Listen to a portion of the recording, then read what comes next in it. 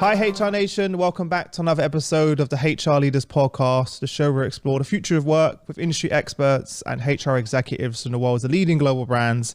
Today we're joined by Gail Sharps Myers, Chief Legal and People Officer at Denny's. Welcome to the show. How are you this early morning? Very early morning. Very early, 5:30 in the morning. Love to be here. Thank you so much, Chris, for inviting me. This is an incredible opportunity. You're like, thank you so much for the lack of sleep. I'm going to be tired all day, surviving on coffee.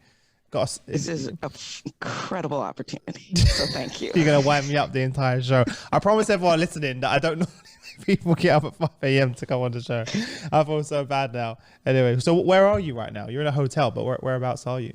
Washington, D.C. So what are you up to? You have an office there? No, I have a board meeting here, so. Oh, nice. How often are you traveling for those?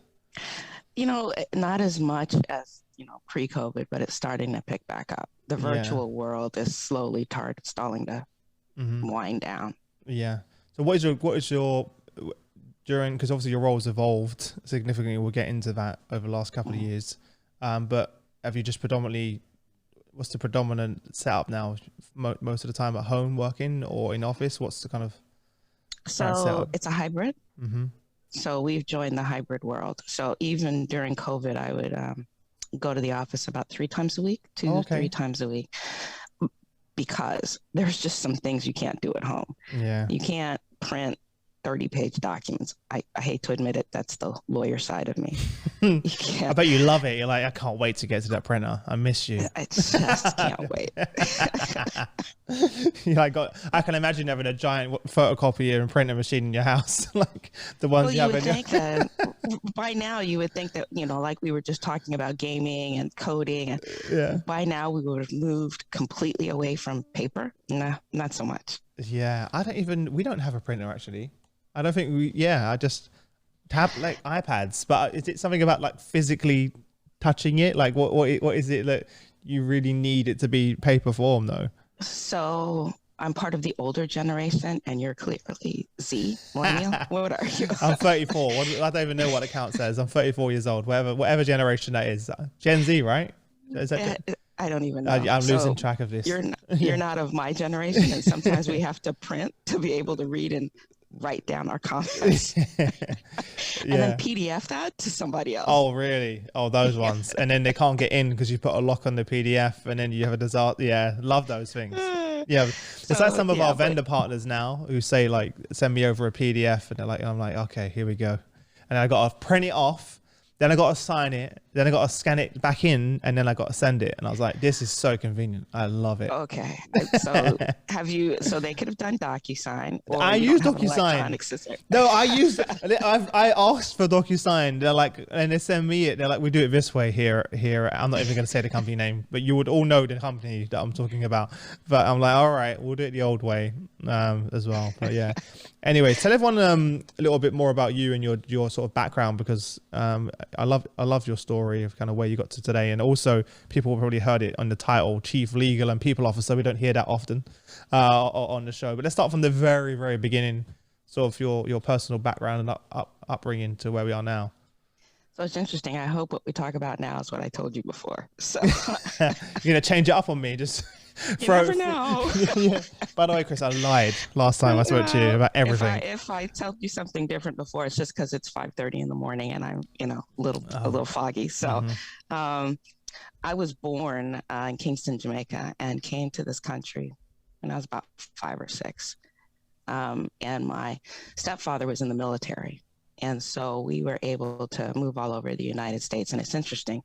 I was naturalized as a citizen when I was 14. So I promise I won't get stuck on this, but it provides me with an interesting perspective. I'm no longer an immigrant. I don't consider myself anything other than Jamaican, really. And so to me, I appreciate the opportunities here. So let me keep going so that people really understand what I'm talking about.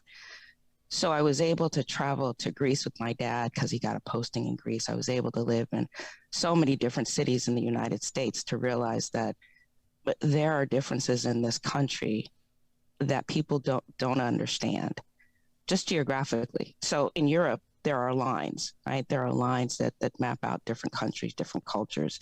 There are no lines here except for the lines of, designating one state to the other, but one region to the other has different characteristics. So anyway, we were able to travel across the United States, and I learned one thing, and that is about communication. Even if you don't get along with somebody and your views may be different, you can communicate, and there's a way to draw a common line. So it doesn't matter what it is. Talk to somebody about their kids, go to dinner and break bread. You start to create a commonality such that you can have that conversation. So I find that interesting. And I say all that to say that after all of that travel experience, when I finally got to undergrad, it gave me a really neat way of looking at the folks that I was with. So anyway, after undergrad, I went to an HBCU, historically Black college and university. I was about to ask you what that was because I didn't know. Yeah, okay. Glad you clarified that one. I was like, that's a new one for me. I don't think we have. Do we have those in the UK? You may, but I thought I would, give you a trick question. Yeah, you should have asked me. I would have been like, yeah. I wanted to see if he did his research. Did he do his research? Does he really know? Yeah. So I went to Howard University and graduated from Howard and worked on Capitol Hill for a while. That was interesting too, to see how the process really works in America. Mm-hmm. So I went from Capitol Hill to law school because I really saw my glass ceiling on the Hill. That, and I didn't really like the way things work on the Hill. So what is that for the Europeans that may not know when you say Capitol Hill? Because that means something very different. Like, I know what it is, but I mean, just for perhaps people in Europe may not know what you're referring to. Sure. So Washington, D.C., where the White House sits and Congress meets, right? Yeah. And laws are written and fantastic discussions are occurring, and a lot is getting done in the United States there. So I went from there to law school. I decided I couldn't make the change I wanted on Capitol Hill. And since I couldn't make those changes there, I was going to be a capitalist, and I was going to go to law school and make money. Interesting. Right? I'll do it this way. I'll find this route. And okay. Yeah. I can't make a difference there. I'm going to make a difference, in my own life.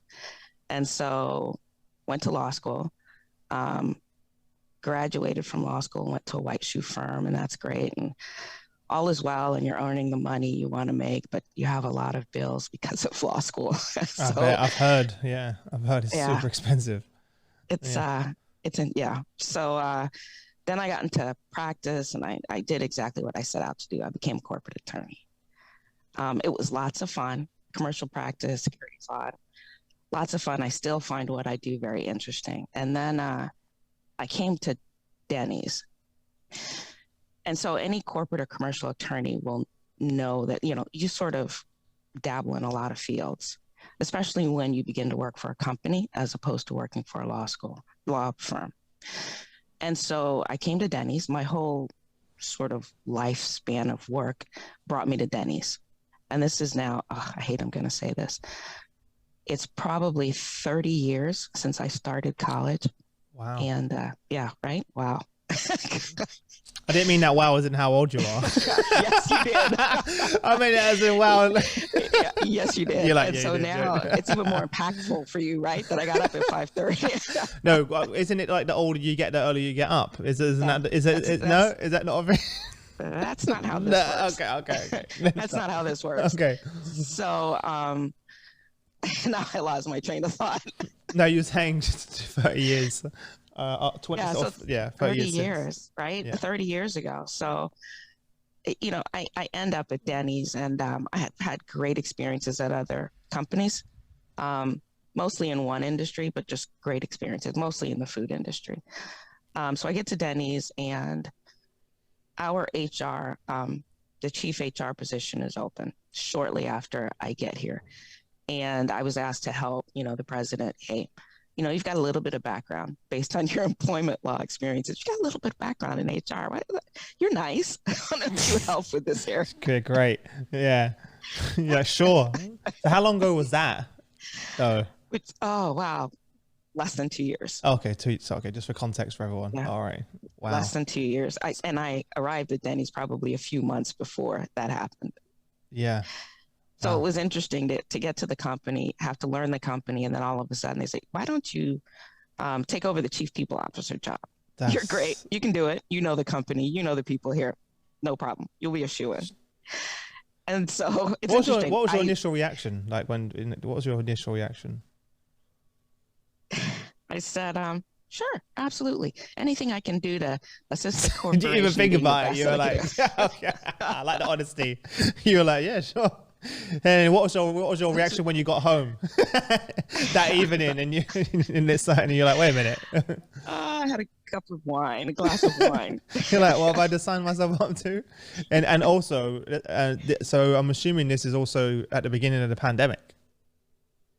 Yes, it was. Just make it a little bit easier for you. Yes. And it was June after the first sort of wave of the pandemic. So everything started to spiral.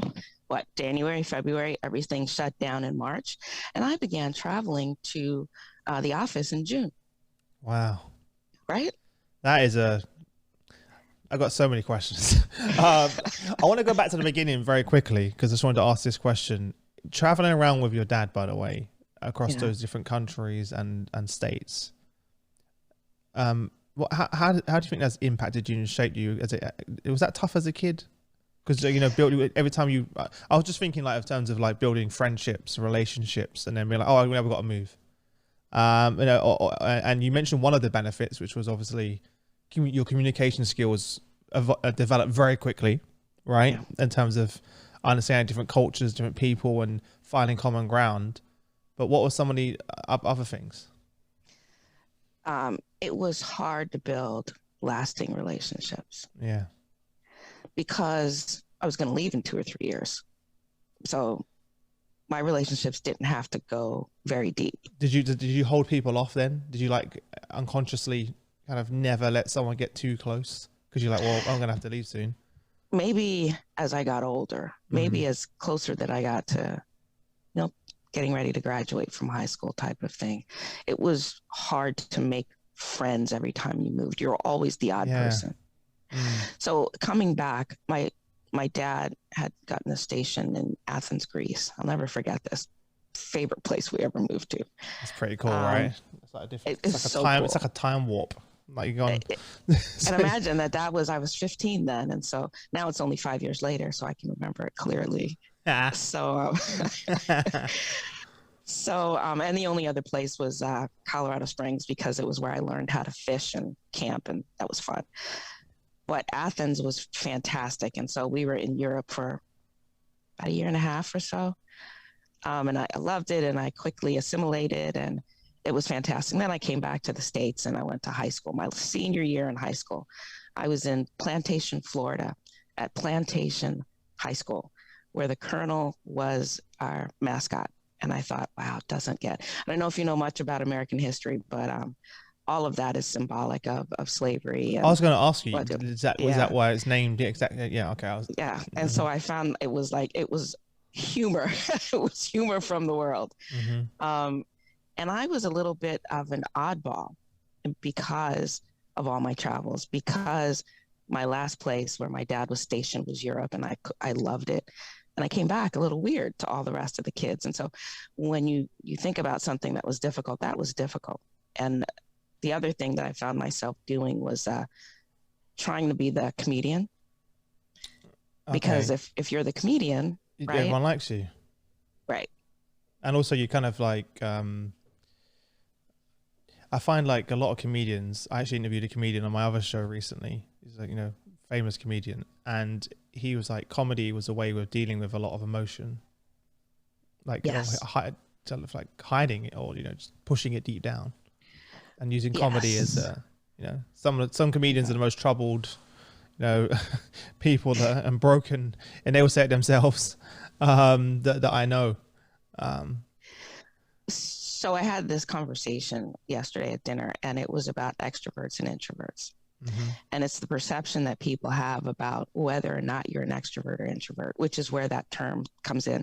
I'm an extroverted introvert, right? People said there's no such thing, but it does exist. I am the same. People don't get it. So I'm like, I need my space, my alone time. When I get home, I'm just like, I need time just otherwise I'm just exhausted.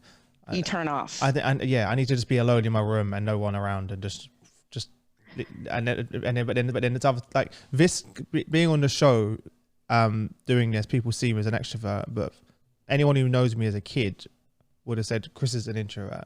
So I've kind of just not forced it, but just it does exhaust me. Let's put it that way. It's wonderful that you said that, because it's exhausting. Yeah, it's exhausting. And it does. And it has taken an impact on my mental health at points where I'm just like, there's been times I've like been to the team, you need to delay that podcast. I feel like I'm gonna have an anxiety attack. It's just too much right now. It's overwhelming. And like, you know, people are like, really, you, Chris? I get that reaction all the time. I'm like, anyway, so I get you on that one. Well, yeah, I'm like, yes, everything you just said. Yes. Yeah. The answer is yes. Yeah. Right? So when was the first time you realized then that you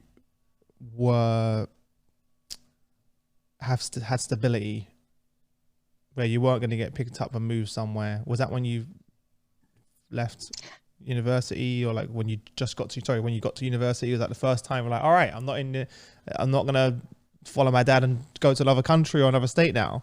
How did that feel when you kind of had that moment of was that a realization, or you didn't even realize it was just kind of just? So I didn't realize that I was going to continue being that person.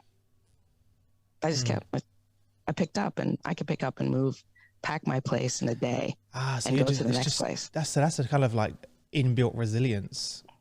Is it, or is it something mentally wrong? No, because the reason I say that, and I found that a lot of the people that I've spoke to in interview that have come from a background where they've had parents in the military and they've kind of been based and all over, they seem to be more resilient because they have to sort of muscle that. One, they're super cultured because they've been exposed to so many literally different cultures, people, but also they're just, and their kids are like that as well. So their kids are just like, your kids will see that in mum and naturally be like, well, that's just normal. Whereas for me, I never left the country until I was like 16, and because we never could afford to go on holiday, and the idea of traveling was terrifying. Really? Yes, not the plane. I don't care about the plane. Like the plane was like fun, but I mean, just felt really uncomfortable being not in my own country for ages. I still feel like that. Whereas for you, you're like, well, whatever. Like it's just, it's a muscle, right? I feel like it's resilience. It's a kind of something. I don't know. Sometimes I was wondering if it was a sickness when I was doing it as an adult. At some point, as an adult, you kept doing it. Okay. Right. You know, I kept doing it. Do you feel that's a mechanism, though, because you're not so used to not settling in one place for so long that you kind of have like subconsciously some issues subconsciously of just like, you know. I think so. Probably if I sat in a therapist's chair, that's probably what they would tell me. However, I know that after I got to a certain point with my kids, I settled down. Oh, that grounded you. Yeah, I settled down, and I didn't want to. They have a different personality from me, and so I didn't want to put that on them if they weren't going to be able to do it. Yeah. Yeah. What about your you husband? You got a husband? No, I'm divorced. You're divorced? Yeah. Do you think? I feel like we're getting deep now. Would you say that was part of it? If you don't mind me asking. Settling down. Yeah. With the husband. Mm-hmm. You know, he was kind of like me. He was really sort of just laid back, and if I said, "Oh, we got to go for this reason or that reason," he was supportive of my career. Okay. And so he would say, "Again, okay, let's go."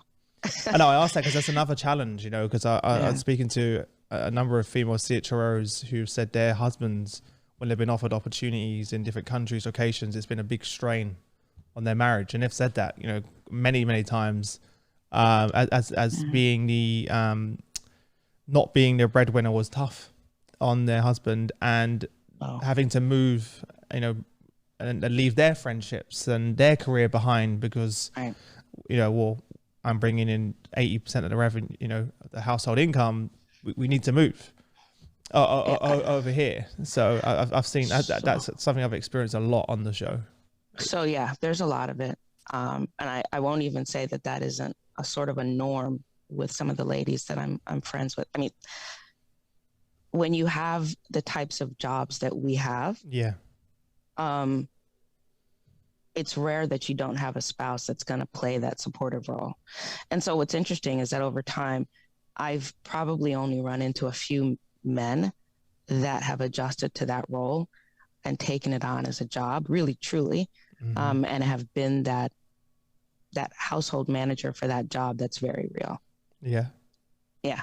And so, but I think it takes a special sort of man to be able to accept that role. Yeah. And not have it become a strain. And I think it's important to talk about it on the show, because for everyone listening, these are the things that no one really talks about, that no one tells you coming up into, right? And this is the realities. Christina Morton, if you're listening, she's the chief HR officer. She was over at General Mills at the time, and she was sharing the story because they moved from North America to Switzerland to the EMEA head office of General Mills. And she spoke about the challenge of her husband coming over, and, all of the expat groups, he's hanging around with the wives. Right. Yeah. And he can no longer go play friends of his, golf with his friends and do all those things. And it was a struggle, and it wasn't something they even expected to be a struggle until it was a struggle, as well. And she shared that story on the podcast, as well. She's like, no one told me about this. No one, I didn't learn that along the way. I had to learn that the hard way. Right. And similar with intel. It's like being pregnant. Nobody tells you what it's going to be like. And then you go back to your friends and say, you could have told me at least about that part. Well, just being a dad, though, and everything, like, it's never there. But to be honest, I've even had to have this conversation with my wife, right? So, like, when I started this company, obviously, before that, I was in my 9-to-5 job. So I was home on at a reasonable hour. I was around. And when we started the company, and especially with a 3-year-old, it put a real stress on the family, and because we never really addressed the fact that the situation has changed. And she kind of came to me one day and said, I don't feel like I feel like you're living your dream, you're doing your thing, and I'm just like a sideline.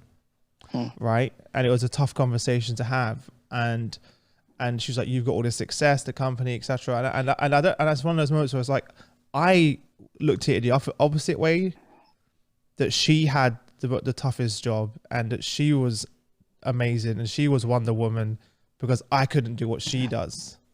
And she looked at the other way around. So we both had a skewed view of it. I was like, babe, like what, like without you and what you do with Robin, and you make a place that I can come home and you're there, you support me, there is no business, there is no company, there is no anything, as well. And so we both had opposite reviews, and we had a conversation around it. She's like, really? It's like, yeah, without those, you see them as small things, but without those things, this can't happen. And she was like, wow, okay. I was like, yeah, I'm sorry I didn't communicate enough how much that's appreciated. I think then that's the big thing, that the lesson I learned is like, those small things that she thought I took for granted were in my mind, like a massive deal. And I was like, oh, I could not do this without Natasha in my life. It just wouldn't work. So, what's interesting is that it's interesting that you say that, because as becoming a single mom and being a professional, and trying to be a good mom at the same time, I found that some of the stressors, especially during COVID, one of the stressors was I didn't understand how limited the environment is when you're home alone with the kids. Now, I took out my professional life from that, right? But I'm home alone with the kids. It's just me. And your world gets smaller and smaller and smaller. So I can see how the spouse that's supporting the household starts to get, sometimes it's a little resentful, I think. No, yeah, 100%. And and it was, as you actually made a very good point, it was during the pandemic, which was even more accelerated because Robin was at home. So and by the way, my wife's doing this whilst working a full-time job. See, that's incredible. So she stays with you. That's interesting. So it was like, I need help, Chris. We're gonna have to, things need to change, right? We're in a different dynamic again. So we kind of, our routine, everything had to change really. You know, these days I've got these calls. You know, Fridays I only have a half day on Friday, so I have to be. I don't have to be. I'm with Robin in the morning because my wife has important work and meetings. So during that time, it's blocked out. These are the days I'm picking Robin up from nursery, like yesterday, so my wife can have a break and go out at least once, twice a month. She has a full day where she can just go out and do what she wants. She went to a concert with her friends, and she doesn't have to worry about it. She can just turn off for once, right? Just things like that we had to put in place. Otherwise, it's going to break. It's good that you did that, though. Not everybody does that. Well, I did it the hard way. I didn't know what I didn't know, and we sat down and had the conversation. So I think it's tough. And there's times where I'm like, and this is the other thing. This is not even a HR podcast at this point, but we're going with it anyway, because I think it's a really important topic though that what we're talking about and everyone can relate to. Is I didn't understand the perspective as well, because all of her friends are with people that are boyfriends or husbands with kind of standard like a 9 to 5, who are home on time every day, who are there doing those things. But as a business owner, as an entrepreneur, I can't be at every party. I can't be at every, I can't be around. I can't be I'm working on weekends. Sometimes I have to, because that's what it takes to build the business. And that was the thing there was resent there for a long while. It's like, well, Natalie's boyfriend's always around, or Octavia's boyfriend's always there. And because I was like, I know, I get that, but they're either studying right now, or they don't have a job, or they're in a job which allows them to be there. But if you want this lifestyle that we have, it does come with a sacrifice. Yeah. Like, and I also just put a bit of context into it. Like, so we had to have conversations. I was like, look around you, Tash. Your friends don't live in this nice house that we have. Or I know it's like harsh to have the conversation, or like you're complaining to me whilst driving a brand new Tesla. Like, just think about what we're saying. We can't have everything as well. There's sacrifices that have to be made in certain contexts, and then others. For example, with Robin, we put non-negotiables, like, for example, like as I mentioned, picking her up and stuff like that, they're non-negotiables, that we have time as a couple, non-negotiables. So we had to set those non-negotiables in our relationship, and what those things are like, and that really helped. Both of us feel valued. It's wonderful that you were able to get there, because not everybody is, right? And so the non-negotiable in our house, because I'm so busy and I travel. And, at one point when my daughter was 4, she said, Mommy, you should quit your job, and I want you to sell used cans, aluminum cans. So Coke cans. How old is she when she said that? Well, because I don't know why she got to that, but she was like, and you could come home in the evenings. You'll be here every evening. Oh, no. Okay. Yeah. So that's where it went. Oh, all right. Yeah. So, and it wasn't even sell Coke. It was sell the Coke cans once they're done. Yeah. Yeah. She must have picked it up somewhere. So, and you deal with that all as your career sort of progresses, and your kids adapt, right? You make some rules, like you said, to spend some time with Robin, but ours was Sunday dinner. Yeah, non-negotiable. But we're going to sit together. We're going to have Sunday dinner. And then the argument is, what do you do about screens at the table? Oh, that's a whole nother... People are like, oh, just don't give it to them. It's not as easy as that. It's not as easy as that. Robin goes crazy. Even last night was just me and Robin. She was going crazy. Like, let me watch. Because what happens is she just doesn't eat. She ends up getting lost in the show or in the screen, right? And her food's just sitting there. I'm like, no. It's so hard. It's easier said than done, though. All the parents listening know exactly what we're talking about. It is. So my one give then is I let them have the TV can be on. Oh, and really? Then, right. Okay. No phones, nothing like that. If I can get it done, I even have to threaten them sometimes, and that doesn't work either, because nobody's afraid of me. We always do it, yeah. So, but at least if we're watching something, we're all sort of together, can manage together. We have some comments on those shows. So, that was crazy. Why did they do that? I've been trying so hard to have dinner at the table with Robin as a family. It's like I did last night, which is nice to do that. It's strange how that seems like, I kind of feel ashamed to say that doesn't feel normal, because we're so used to having devices, so used to having a TV. So when it's just silence and it's just you and like me, Natasha and Robert at the table, it feels a bit weird, but it shouldn't feel weird. Turn on the TV. You got to turn on the TV. Yeah, got TV in the background. Yeah, but I think as well, growing up in my family, we never did that as well. So I think that's probably part of it. Like even now, like Natasha's family, my wife's black, by the way, and the only reason I say that is that they're super like. I noticed with my black friends more than my white friends, to be honest. They're like their families are so close. Like every Sunday we go to Sunday dinner, her parents, and everyone, all the different family, aunties, uncles, everyone comes together. And you know, I've been together with my wife since I was 17. And the first thing that I realized when I got introduced to her family is how close everyone was. And I was like, we're not like this. Like everyone's. Is she West Indian? I don't even know the answer to that question. Okay, so you think that she's born in Britain, was raised there? Yeah. You would know what I mean if she was. No, yeah, exactly. Yeah, she was born and raised in Britain. Yeah. I don't know where her family's exactly from, which is terrible to say. No, it's not. I only asked the question because I was born in Jamaica, right? So Jamaicans and people from Trinidad and people from, you know, Bermuda, it's all the family comes around. And her family are all from the Caribbean. I don't know exactly where from. So that's what I was asking. Yeah. So when we, you know, West Indian would be, well, to us, it's everyone's bringing food. Everyone's bringing a different thing. Uncle Rodney's bringing the curry goat. Yes. so it's bringing a thing like, and that for me was like a culture shock a little bit of like, oh wow, like in a great way. I was like, I wish my family was like this. Like honestly, that we support each other. And because like it's funny, we've got two WhatsApp groups. I've got my group and I got her family's group, and their one's just constantly going all day long, and my one is like a couple of updates now and again in the group, and it's like I need to mute this one because it's too much going on over there. But that's interesting as well culturally. You know, there's so many things that you learn along the way about each other. And even like actually I was talking to my friend about this recently, who was actually shocked that her granddad didn't talk to me for the first 5 years. Really? Why? He was not happy about his granddaughter being with a white guy. Like this, she didn't like. Imagine this, every Sunday I'm there and he just walks past me. I'll try and to get conversation. And they were like, "Don't worry, Chris, he'll come around."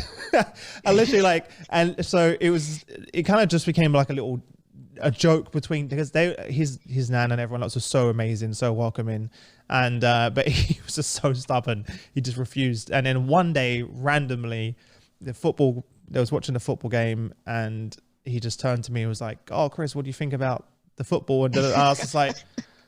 I was like, oh, so we're just talking now. We're just going to pretend that you didn't speak to you for the last 5 years. That's awesome. As well. And then it's funny because my wife's a twin, and like identical twin, and then her boyfriend's also white. And when he came in to the picture, immediately he spoke to him. I was like, oh, you got it easy, dude. I was like, I broke down the wall. But then you have to ask the question, was it about you? Or was it about you being white? Do you know what, really? I think I wore him down. I think it's like, this guy's not going to last long. I think because we were together since we were 17. So like, I'm 34 now. We're just like, you know, I think he thought, he'll be gone in a few weeks. This white guy, he won't be around. He's like, 5 years later, he's still here. Like, what's going on? That's amazing. Anyways. That's amazing, actually. Yeah. So it's always interesting. I love having the conversations with, most of my friends are in interracial relationships, and there's so many fun things you learn about each other and the culture on the way, or the you know, my wife going to relax her hair in the bar. I was like, what do you mean you're going to relax your hair? Like trying to explain that to one of your white friends. What do you mean she's relaxing her hair? Or the smell of burning hair with okay, you don't have to broadcast all of the secrets. No, but you know what I mean? Like those are things that you're like, what? And even now having a mixed race daughter, right? Her hair's a whole crazy, you know, it's just like a whole crazy madness in the morning trying to do Robin's hair. So it's a black woman's secret. So you gotta sort of be careful with those secrets, especially on your show that's gonna be broadcast. All right. I won't tell any more secrets as well along the way. But it's funny. Let's go back to HR. So when you first obviously took on the role, obviously the legal side you've been doing for many, many years. When you first became chief people officer, what did that process look like for you? Because you hadn't done anything. Obviously, you had experience in employment law.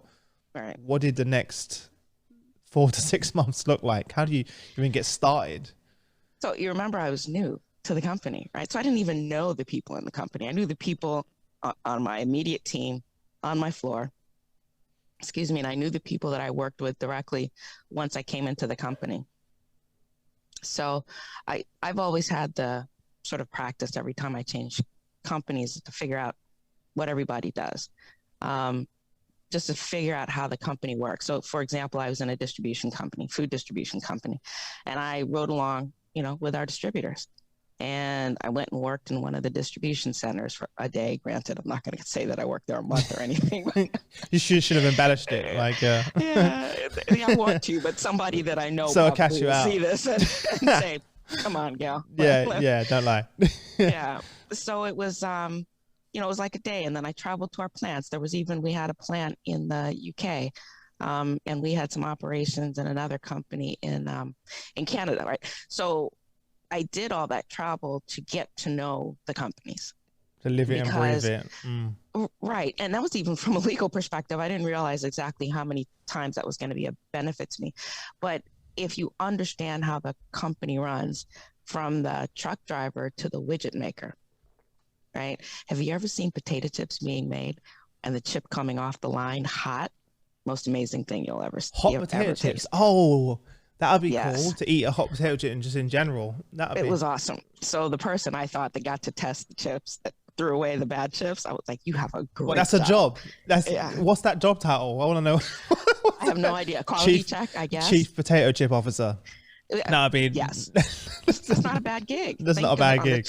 Think of it on the chocolate line. What do you do for a living? Yeah. Yeah. So what that takes is a little bit of people skills, right? And I was doing it in the context of, I need to understand what this company does to defend it, right?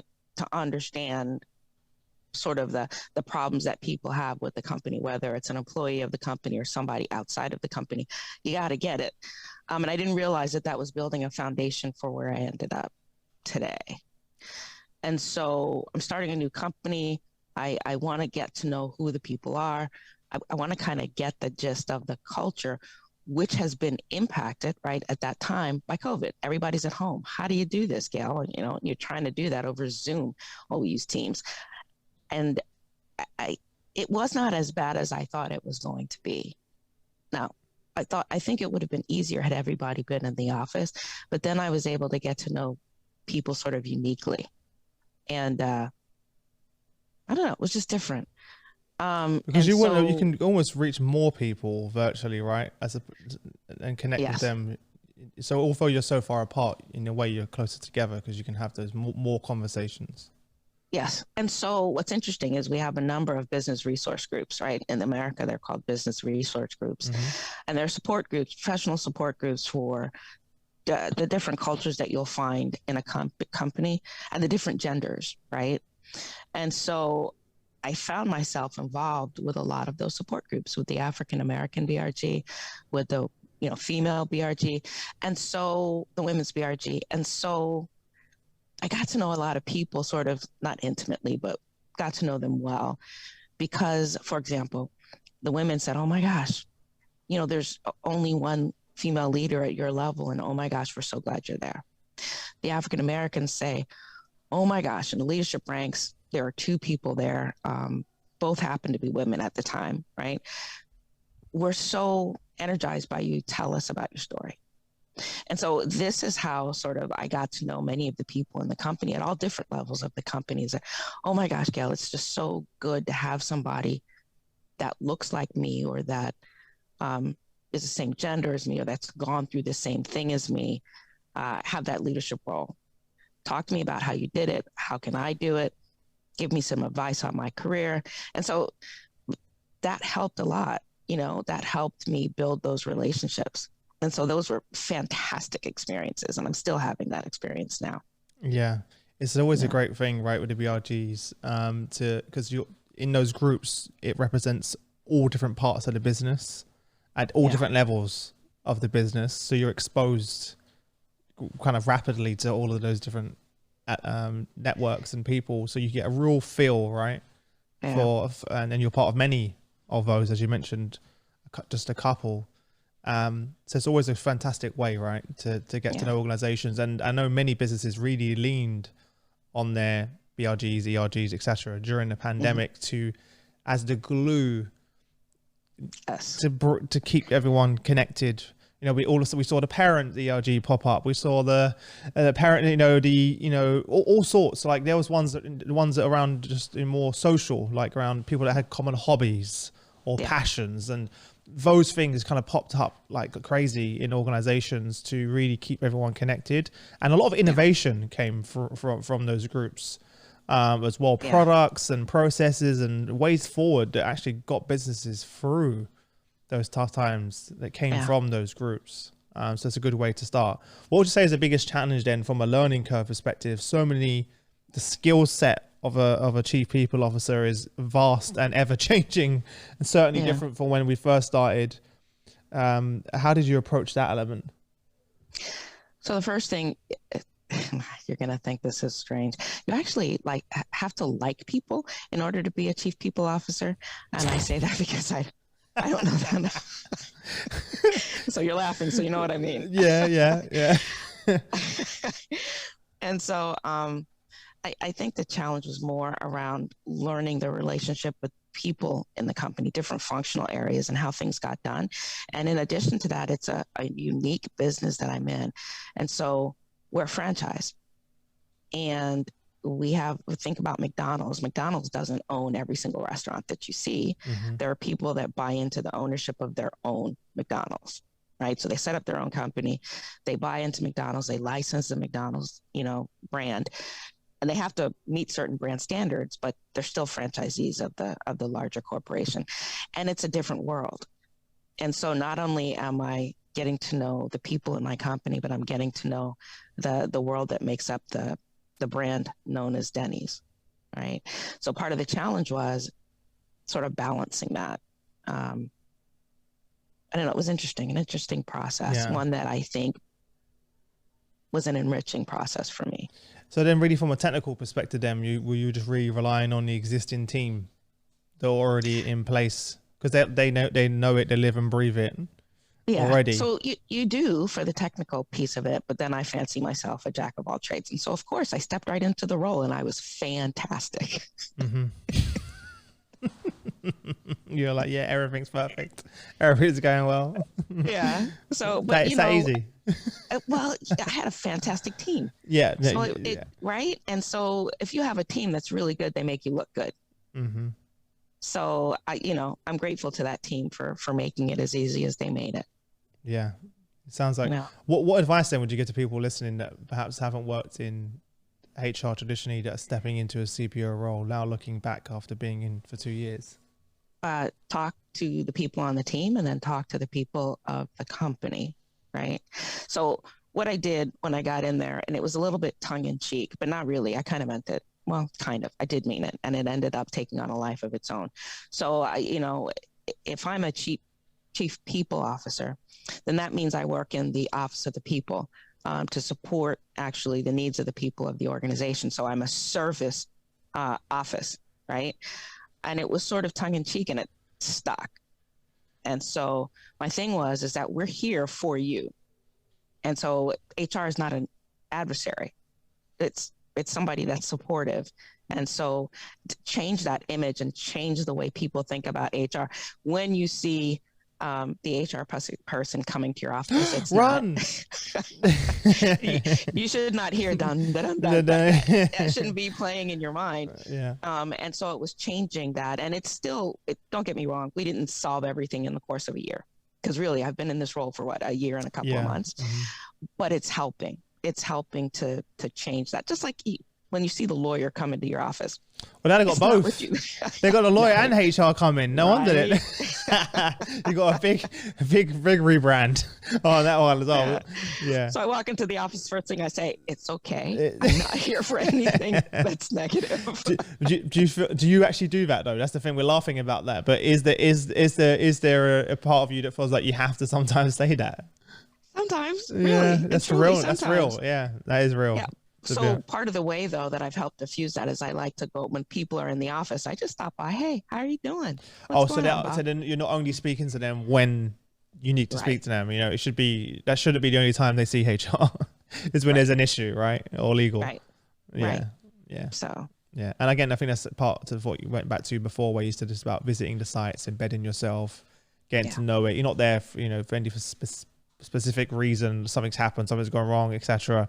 You're just there to understand what do people know you care, and you're listening, and you want to understand and be a chief people officer, like you explained, as well. Well, and then all of that, though, leads to developing a passion for the organization. And if you don't have a passion for the organization, you're not going to stay very long. Mm-hmm. Why we kind of skipped over that earlier, but why move from corporate law in a law firm to a in-house role in a business? Like, what was I had my daughter, and I was, like you said, you're always at work. I was always at work or traveling, and I was a young attorney. And so you sort of had to pay your dues. And back then it was paying your dues. And I got the comment of, Mommy, can't you just sell cans? So I had a nanny with my daughter, who's turning 20 on Friday, by the way. I don't know what happened. She was 1 and now she's 20. And so, the nanny saw my daughter walk first. She heard her talk first, and then I just said, I can't. Oh, man. Yeah. That's not why I have children. That's the one that's going to get you. Yeah. So I said, I got to change my lifestyle. This is not going to work. It's interesting. This is not going to work. Yeah. So I went in-house thinking it would be a little different. And so it was a little different. You had a little bit more control about the way your day goes, in terms of, if you have to leave at 6 to go pick up someone from daycare, you leave at 6, you pick them up, they go to bed, you get back to work. Mm-hmm. Doesn't sound fantastic, but at least you get a little bit more. At least you got to pick them up. Like, that's the thing. Like, we moved our office during the pandemic closer to home, because we're like, why do we need a fancy office in the city for no reason now, when no one's even using it? So we moved my office here, where we are right this second. My daughter's nursery is next door, literally like next door to it, and my house is about 5 minutes away.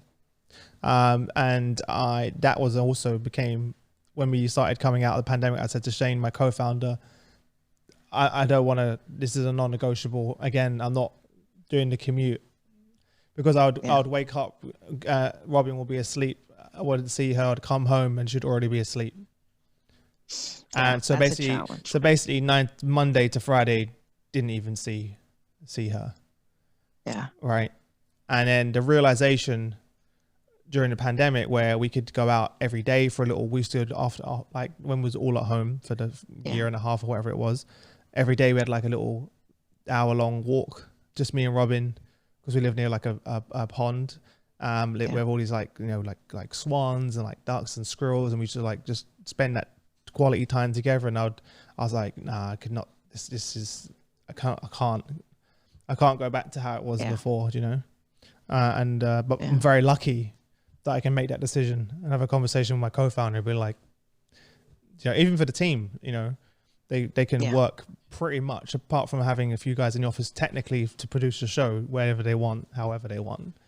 And my wife's the same now. She can pick up Robin, do her thing, and work into the evening, and she loves that.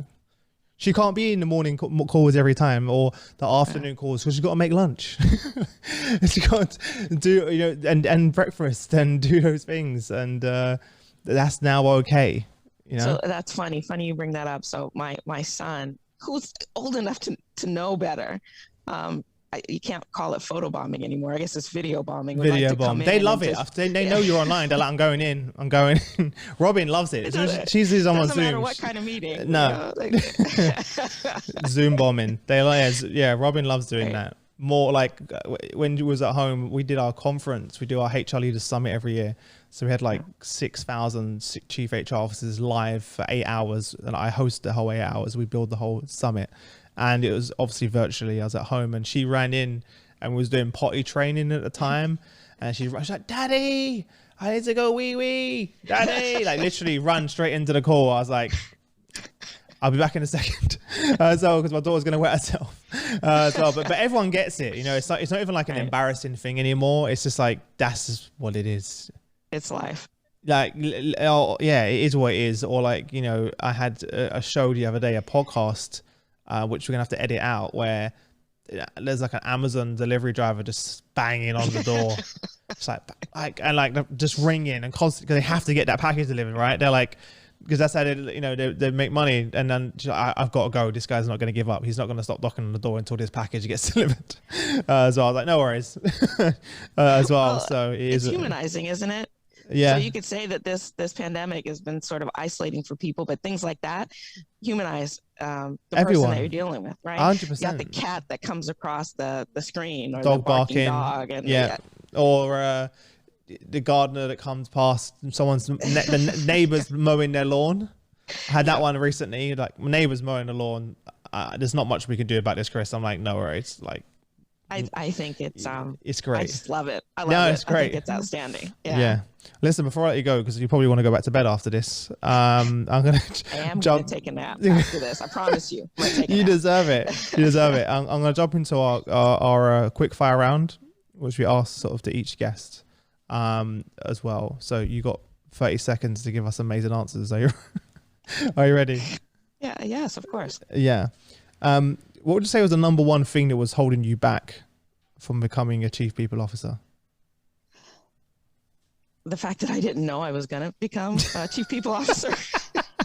That's a pretty good one. Yes. So just, by the way, yeah. No. Yeah. So it's do you know what? That's as honest as you can be, because you're a very unique situation. Yeah. What was the best piece of business advice you've ever received?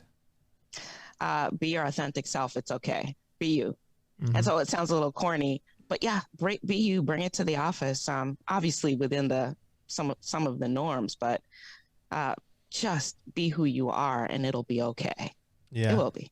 It's not corny at all, because even looking back, I think I spent about 8 years being someone else that I thought that's what they wanted to be. And it was exhausting to be that. And my wife talks about all the time how she has to, even my friend Colin is a 6'4", muscly, huge black guy. He's like, I have white, he makes a joke, and this is his joke. He says, I have office Ennis, and then I have the boys and everyone else Ennis. Yeah. And it's sad to say that, but he talks about the way, because if he says something, it's, he's now being aggressive. Right, he's aggressive. Okay. He's been an aggressive black guy, right? So like, angry black woman is something. My wife, 100%. My wife's told me about that a million times. Like she's not the. So if he has an opinion, it's fine. But if I have an opinion, you're being aggressive or you're an angry black woman. Well, that's why I say everything with a smile. Seriously. No, but again, but you're being serious, right? And the fact that you have to consciously think about that before you say it is it is extra energy, right? And that's something we don't appreciate as a white male. I don't ever think about those things, and my black friends, which is the majority of my friends I grew up with, they've told me those things, and I'm like, really? You have to think before you say that, because it may be interpreted as that. Like we don't get it. Like we could never get it, really. We can hear it, and my wife tells me it, and my black friends and other friends of different ethnicities will tell me, but I'm never really gonna get it. Not really, because I don't have to think about those things. So what's interesting though is if you have those conversations right at the time things are happening. I had a conversation with a boss of mine, and I was trying to explain to him an experience, and he totally got it. I said, why do I get, or people like me get those type of labels, but if Bob or Tony or Sam does the same thing, it's like, wow, Bob, that's that's really innovative, great thinking. That go ahead, attaboy, right? And so that sort of changed the perspective a little. We started to have a dialogue that was really really interesting.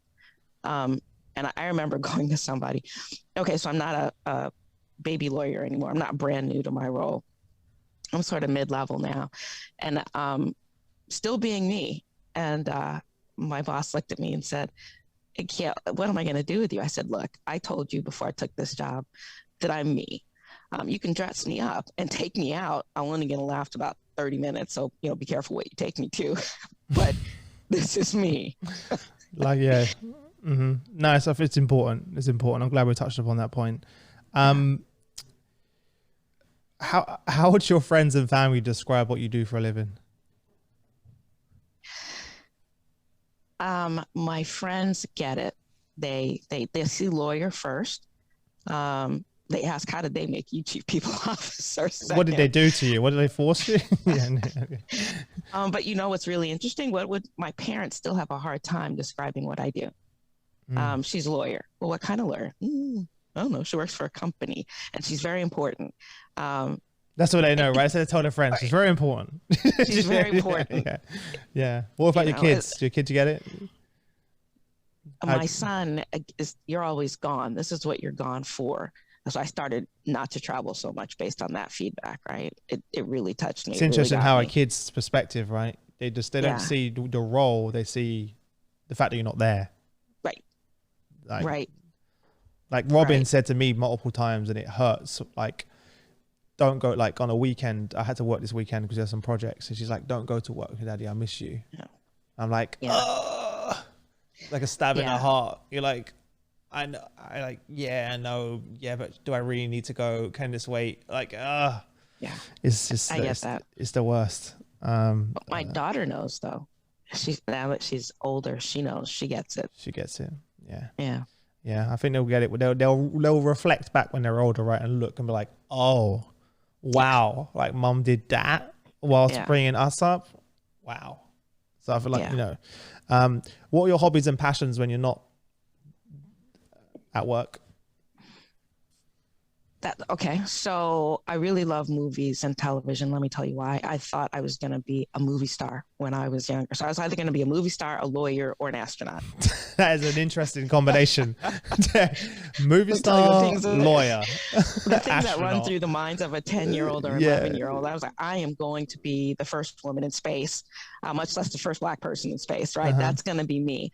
Or president. And then I realized I wasn't born in the United States. I couldn't be president. And so I thought, who wants that job anyway? And so I narrowed it to the other three. Yeah. So I forgot the question. I got off track. Hobbies. So you said movies, hobbies. Yeah. So I love movies. I love television shows. I love the ones, well, number one, that you can sort of lose yourself in and unwind in after work. But then the craft of it, I love to try to figure some of that out sometimes. Oh, really? So you're really looking and watching with intent. Okay. Yeah. And then my other interest, I think people. That's weird, right? No, now it's that not. We're here full circle. No, it's not. Yeah. So I actually say to people, one of my hobbies is my business, and they're like, "What do you know?" And I'm like, "Because I love it." Like that's so, and they're like, "What do you know?" But that's work. And I'm like, "No." And they're like they're really freaked out by it. They're like, I'm like, I get it, because you work in a job you don't like. You work a job for the sake of paying the bills. But when you do something that you love, it actually is your hobby. Well, so interesting. I think it led me to my job. Right. So I did a lot of mentoring, speaking on panels. How did you do this? Like the high school kids, volunteering. I do a lot of that because I think it's important. So there you go. Exactly. Yeah. What would you say is sort of a common misconception people can often have about you? I've gotten the feedback that, Gail, nobody's going to mess with you. You're tough. You look like you're tough. And it's, what? My inner self is smiling. What do you mean? Really? And so, people that don't know me. And so what they often do is they come back to me and say, you're awesome. You're really, really great. I didn't know you were a little intimidating when you started. I was like, intimidating? What are you talking about? And that goes back to the Black woman thing. Well, that's the thing, right? It's like, I'm trying to say this in the nicest way possible. Like some of my white friends, they would say that they won't approach Black women because they're so intimidated. Yeah. Listen, and you already know I'm going with this as well. And I'm like, what do you mean? And I'm trying to get them to explain, and they can't even explain what they mean as well. But they're like, the idea, for example, of even in the workplace or outside, like it subconsciously it's like a thing, right? And I also get it, because before, if I didn't meet my wife the way I met her through dance, because we both were dancers, I probably would never have approached. I would never. I said to her, not because I didn't think she's good looking, I would never have approached her. So I've heard that too. Yeah, I understand that. Yeah, I understand that. Yeah, that's just being honest as well. Who would you say has had the biggest impact on your career? Or sort of, is there a particular person? I do. There was a former a former boss who, besides my parents, by the way, who taught me my work ethic. So that's huge, right? But I had a former boss that was sort of, with me at the beginning of my real trajectory, right? The time that I was going to really step up to that leadership role, that being a general counsel, being a chief legal officer. And she'd been mentoring me before that, not knowing that she was mentoring me. So what she did was she went to Tiffany's and she got a charm that was a boot. And she would say, put your big girl's boots on now, because we're about to really have to hustle. Well, you had it on the wrist. Right. Nice. That's right. Cool. What's her name? Can't tell you. No, you can't give her a shout out? No, not without her permission, right? I can't do that. All right. Say anonymous, but she's whoever you are out there, you smashed it. She knows who she is. She knows. That's all that matters. Yeah. That's cool. And then last question. What are you most excited about, moving forward? I'm most excited about, so at work, it's getting people to look at the company in a different way. And employees, right? Not even externally. Get the employees in the company to open up and really understand that it really is about helping them, right? So that's something I've really put my effort into. And then personally is to build closer relationships with my children so that they really do understand that not only do I love them, I'm trying to do a lot of things to be around them and be more present, right? Those are things I'm actually being purposeful about. Yeah. Well, listen, thanks so much for getting up early. I really appreciate you. And so that whole concept about English gentlemen, is it gone? Is it just it's just like that out of the window? I've ruined it for all Englishmen. Yeah. No, we can't end like that. That's all. No, but I appreciate you coming on the show. Honestly, it means a lot. And thank you for being vulnerable, for sharing your journey and experience. I think it's super important that we share that with other people that are listening, that are on their journey to kind of where you are now or already there as well. And I really appreciate it. And I look forward to checking in again soon and chatting again. But apart from that, enjoy the rest of your day. Have a nice nap. And I'll see you again soon. All right. Thank you so much, Chris. Thanks. Bye-bye. All right. Bye-bye. Bye.